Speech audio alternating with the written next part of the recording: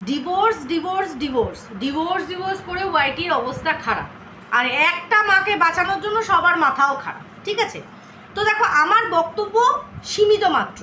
আমার কথা হচ্ছে ডিভোর্স যে নেবে, ডিভোর্স যে দেবে, বেশি মাথা ব্যথাটা তাদের হওয়া উচিত, আমাদের না। ঠিক আছে, কারণ থাকলেও তাদের, গেলেও তাদের, আমাদের না।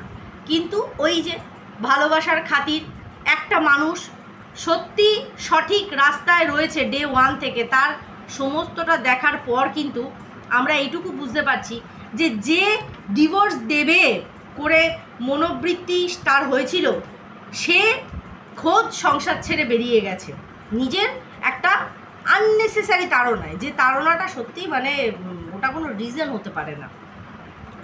ডোমেস্টিক ভায়োলেন্স যে কি চরম পর্যায়ে গিয়ে হয় এদের কোনো ধারণা নেই, যার জন্য এই একটা বিষয়কে খুব সহজে অ্যাপ্লাই করা যেতে পারে একটা শ্বশুরবাড়ির তরফে একটা পুরুষের এগেনস্টে, মানে স্বামীর এগেনস্টে। দেখো আমাদের এখনকার নিয়ম অনুযায়ী আমাদের ভারতীয় সংবিধান, আমাদের আইন ব্যবস্থা মহিলাদের জন্য অনেক সচেতন হয়েছে আগের থেকে। সচেতন হওয়াতে কি হয়েছে, অনেক আইন আমাদের হিতার্থে চালু হয়েছে। ঠিক আছে, অনেক ক্ষেত্রে দেখো, তারপরেও কিন্তু ক্রাইম বন্ধ হচ্ছে, এই জিনিসটা কিন্তু সবসময় মাথায় রাখবে। তারপরেও দেশের কোণা কোণা বলো, রাজ্যের কোণা কোণা বলো, জেলার কোণা কোণায় বলো, এইরকম ক্রাইম কিন্তু হচ্ছে, আমরা দেখতে পাচ্ছি। সে ডোমেস্টিক ভায়োলেন্স বলো, রেপটের মতন নিকৃষ্ট কাজ বলো, বা মার্ডার বলো, প্রত্যেকটা জিনিস কিন্তু হচ্ছে আইন ব্যবস্থা থাকার পরেও। এইবার ঘটনাটা হচ্ছে সত্যি যাদের সাথে এই রকম ঘটনা ঘটছে তারা কতটা জাস্টিস পাচ্ছে। কারণ এইটা হয়ে গেছে, ঘটনাটা কেমন বলো তো, ওই পালে বাঘ পড়ার মতো। রাখাল রোজ বলে বাঘ এসেছে, আর রোজ গ্রামবাসীরা ছুটে যায়, কিন্তু যেদিন সত্যি বাঘ এসেছে সেদিন কিন্তু সে পাশে কাউকে পায়নি। তাই তো, এই গল্পটা আমরা শুনেছি, এই গল্পটা কিন্তু আমাদের বাস্তব জীবনের সাথে একদম ওতপ্রোতভাবে যায়। কীরকমভাবে, যেমন গামলাকে আমরা ডে ওয়ান থেকে দেখেছি যে একটা সুখী সুন্দর পরিবারের মধ্যে সে রয়েছে। তার দাপট ওই পরিবারের মধ্যে যে ছিল, ঠিক আছে, একটা বধূ, অত্যাচারিতা বধূ, তার অ্যাক্টিভিটি, তার বডি ল্যাঙ্গুয়েজ, তার আচরণ, আর একজন সেই ফ্যামিলিতে দাপিয়ে বেড়া একজন মহিলার অ্যাক্টিভিটি, দুটোতে আকাশ আর পাতাল তফাৎ আছে।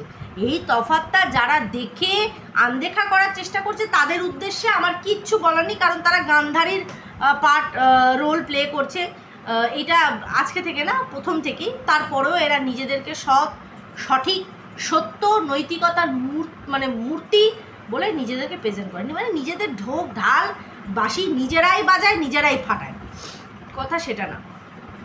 সেরকম এই মেয়েরাই কিন্তু আমরা এই আইন ব্যবস্থার অনেক অপব্যবহারও করি। আমি সবার ক্ষেত্রে বলবো, ওই যে বললাম, যারা এমন মানসিকতার যে আমি আজকে আমার শ্বশুরবাড়ির লোকের সাথে সংসার করব না, ঠিক আছে, হতেই পারে নানান রকমের সমস্যা, কিন্তু আমি সেটাকে কি করছি, আমি আইনকে এটা বোঝাচ্ছি যে আমি প্রচণ্ড পরিমাণে অত্যাচারিত, আমি প্রচণ্ড পরিমাণে মানে কি বলবো ডোমেস্টিক ভায়োলেন্সের শিকার, আমার ওপর যা অত্যাচার হয়েছে সেই অত্যাচারের খেসারত কেউ দিতে পারবে না। এইরকম কিন্তু এরা প্রেজেন্ট করছে কিছু সংখ্যক মহিলা বা নারী বা মেয়েরা, যারা কিনা মিথ্যা এই আইন ব্যবস্থাটাকে কাজে লাগিয়ে কিছু নিরীহ মানুষদেরকে শাস্তি দিতে চাইছে, মানে শ্বশুরবাড়ির লোকজন। দেখো, একজন নারী হয়ে একটা নারীর পাশে থাকবো, এটাই স্বাভাবিক। আজকে যদি সত্যি ও ডোমেস্টিক ভায়োলেন্স বা অত্যাচারের শিকার হতো, আমি লিখে দিতে পারি আজকে যারা ওর এগেনস্টে কথা বলছে তারা একদম কাঁধে কাঁধ মিলিয়ে ওর পাশে গিয়ে দাঁড়াতো, আর খাল খিচে নিত সন্দীপদের মতন পরিবারে। কিন্তু আজকে সেটা হচ্ছে না। আজকে জবে থেকে ও গেছে, ওর অ্যাক্টিভিটির মধ্যে আমরা বিস্তর ফারাক দেখেছি, কিন্তু যে পুরুষ মানুষটি ওখানে রয়েছে ও কিন্তু ডে ওয়ানে যেখানে ছিল আজকেও কিন্তু সেইখানেই দাঁড়িয়ে আছে। সংসার, মা বাবা, তার সন্তান সব নিয়ে এসে নিজের মতন এগোচ্ছে। এরপরে যদি কেউ আসানসোল কাণ্ড নিয়ে এসে দুটো কথা বলে, ভাই বউকে ঘরে রেখে তারপরে গিয়ে তো প্রেমালাপ করেনি বা করতে যায়নি, অবশ্যই করে বউ তাকে ছেড়ে চলে গেছে, তারপরে বিগত বহু মাস চলে যাওয়ার পরে সে যদি মনে করে যে আমি কারোর সাথে গিয়ে দেখা করব বা কোনো মানুষ দেখা করতে চাইছে, আমি তার সাথে গিয়ে আলাপ করব, সেটা অতিরিক্ত পরিমাণে নক্করজনক হয়ে যায়, নাকি ঘরে স্বামীকে পাশে রেখে অন্য আরেকজনের সাথে মানে ইন্টুগুলো চ্যাটিং করার পরে নিজের দুধের শিশুকে ছেড়ে সেই মা নিজের তাড়নায় বাড়ি থেকে বেরিয়ে গিয়ে সুন্দরভাবে সেজেগুজে ভ্যালেন্টাইন্স ডে পালন করে। আমি এই একটা জিনিসের ডেফিনেশন আজ অবধি তার পোষ্যদের কাছ থেকে পাইনি, একদম পাইনি। তারা আজ অবধি ডেসক্রাইব করতেই পারেনি। ও খালি কী বলছে, ও তো বলেছে একটা ভুল হয়ে গেছে ছোট্ট, ও তো বলেছে একটা ছোট্ট ভুল শুধরানোর চেষ্টা করেনি কেন?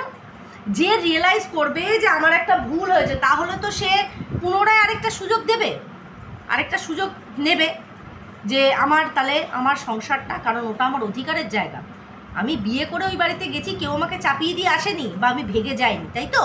তাহলে ওটা আমার অধিকারের জায়গা, তাহলে আমি আরেকটা সুযোগ দিই। যদি দেখি সেখানে টালমাটাল হচ্ছে, আমি তাহলে সেই জায়গাটাকে ছেড়ে দেওয়ার তো আমার জায়গা রইল, কিন্তু সে সেটা করেনি। বুঝতে পেরেছ? এই একটা সাধারণ কথা, এই সাধারণ জিনিসটা সাধারণ মানুষের মাথায় ঢুকছে না, কারণ এরা সব অসাধারণ এক একজন কুলাঙ্গার, মানে কি বলবো, প্রত্যেকটা। সে আমাদের ফিসকাশা মাসি হোক, আমাদের ওয়াইটির স্বনামধন্যা দালাল হোক, বাবা দালালের মুখে যেন কারা সেই কী সব ছিটিয়েছিল না, পুরুষ মানুষের বীর্য ঠির্য, হ্যাঁ, ওপর দিয়ে ছিটিয়েছে, নিচ দিয়ে ছিটিয়েছে, বাপরে বাপ, ওই ছিটা খেয়ে ওই ছিটাটাকে এরকমভাবে কাটিয়ে ও চেটে নিয়েছে। অকাদ।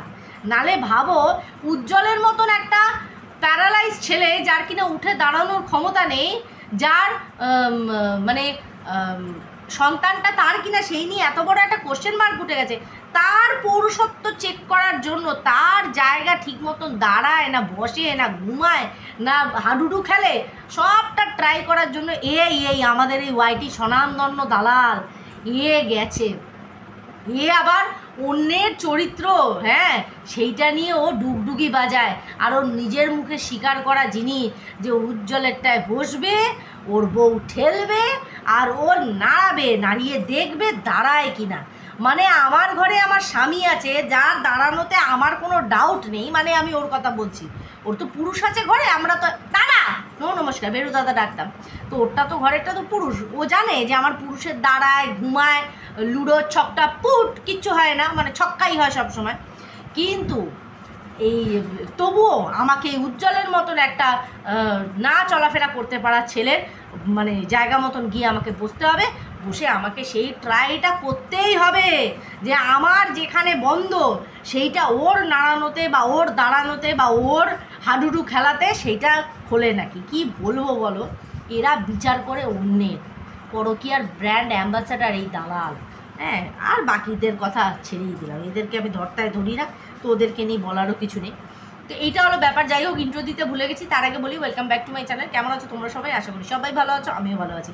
দিনে ফার্স্ট ভিডিও নিয়ে চলে আসলাম তোমাদের কাছে। কালকে রাত্রির ভিডিওটা কেমন দেখলে আমাদের ফিশ কষা মাসির জন্য? ও মাই ডগ টাইপস, আমাদের ফিশ কষা মাসি গার্লিক চিকেন করেছে, বাটার গার্লিক চিকেন, সেটা নিয়ে অবশ্যই করে রোস্টিং ভিডিও রাত্রে আসবে, ঠিক আছে?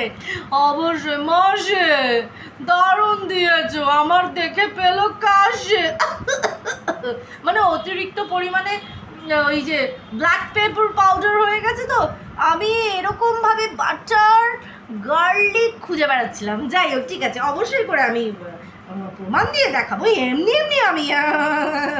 মাসি তুমি আবার কড়াইটা দেখিয়েছো, তার সাথে সাথে মাসি আর যা যা দেখিয়েছে সেটা তো আমি তোমাদের সাথে ভিডিওতে শেয়ার করবো। যাই হোক, এখন সেটা আলোচ্য বিষয় না। এবার কথা হচ্ছে, এই গামলা রানীর কাছ থেকেই আমরা শুনেছিলাম যে আমার পায়ে এসে পড়বে সুস্থ মস্তিষ্ক না, অবশ্যই করে চুল্লু খেয়ে আসবে, চুল্লু খেয়ে উল্লু হয়ে ডিগবাজি খেয়ে ওর পায়ে পড়বে বলে আল্লাহকে নাম পে আমাকে ডিভোর্স দে দে, আল্লাহকে নাম পে দে বাবা, মলাকে নাম পে দে, আর ডিভোর্স রে, এরকমভাবে ও ভেবেছে ওকে ওর কাছ থেকে ডিভোর্স চাইবে। কিন্তু সেটা কি আদৌ সত্যি হয়েছে? সত্যি কি সন্দীপ ওর কাছে এসেছে, পায়ের ওপর আছাড় খেয়ে হুমড়ি খেয়ে থুতনি মুতনি ফাটিয়ে পড়েছে যে আমারে তুই ডিভোর্স দে? আরে দিবি না দিবি, বই গেল তোর ডিভোর্স না দেওয়াতে বই গেল, মানে সন্দীপের এখন এরকম একটা ব্যাপার হয়ে গেছে, মানে কিচ্ছু যায় আসে না সন্দীপ। হ্যাঁ ঠিক আছে, একদম ডোন্ট কেয়ার টাইপ সিচুয়েশান হয়ে গেছে, কারণ কিচ্ছু করার নেই, কিচ্ছু করার নেই। যে পরিস্থিতি ও দেখেছে, আর যেখানে গামলা ডিভোর্স ছাড়াই হাডুডু খেলে বেড়াচ্ছে, সেখানে তো আর আমাদের কিছু বলার নেই। একটা মা, ওই যে যেমন শুনেছে, এক चुटकी सिंदूर ईश्वर का आशीर्वाद होता है, एक चुटकी सिंदूर सुहागन के सर का ताज होता है, एक चुटकी सिंदूर। ওরকমই গামলার কাছে এক চিলতে ডিভোর্স, হ্যাঁ আজাদি का नाम होता है एक চিলতে ডিভোর্স, মানে এরকম একটা ব্যাপার। কিন্তু এখন ও দেখছে শালা ডিভোর্স ছাড়াই আমার কাজ হয়ে যাচ্ছে। কিন্তু আজকের ডেটে দাঁড়িয়ে তো এইটুকু আমি তোমাদের আজকের ডেটে দাঁড়িয়ে বলছি, তোমরা মিলিয়ে নিও, আমি লিখে দিচ্ছি, এই ডিভোর্স পুনরায় আবার চাইবে গামলা, আবার চাইবে। সন্দীপ চাইবে না, আমি বলছি, সন্দীপ ডে ওয়ানেও চাইনি, এখনও চাইবে না।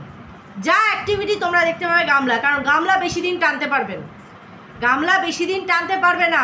গামলা পুনরায় ডিভোর্সের জন্য অ্যাপ্লাই করবেই, এটা করতেই হবে ওকে, ও পারবে না। ঠিক আছে, তোমরা মিলিয়ে নিও, আজকে ডেট ক্যালেন্ডারে মার্ক করে রেখে দিও যে ও পুনরায় ডিভোর্সের দিকে যাবেই যাবেই যাবে। এইবার আসি আরেকটা মোস্ট ইম্পর্টেন্ট কথা, যেটা আমার মাথায় ঘুরছে, আমি তোমাদের সাথে শেয়ার করতে চাই। এই যে আমরা শুনছি যে কৃষাণুর সাথে মান্থলি একটা দেখা করার জন্য গামলা অ্যাপ্লাই এরকম করেছে কিছু একটা, যে আমি আমার সন্তানের সাথে দেখা করতে চাই।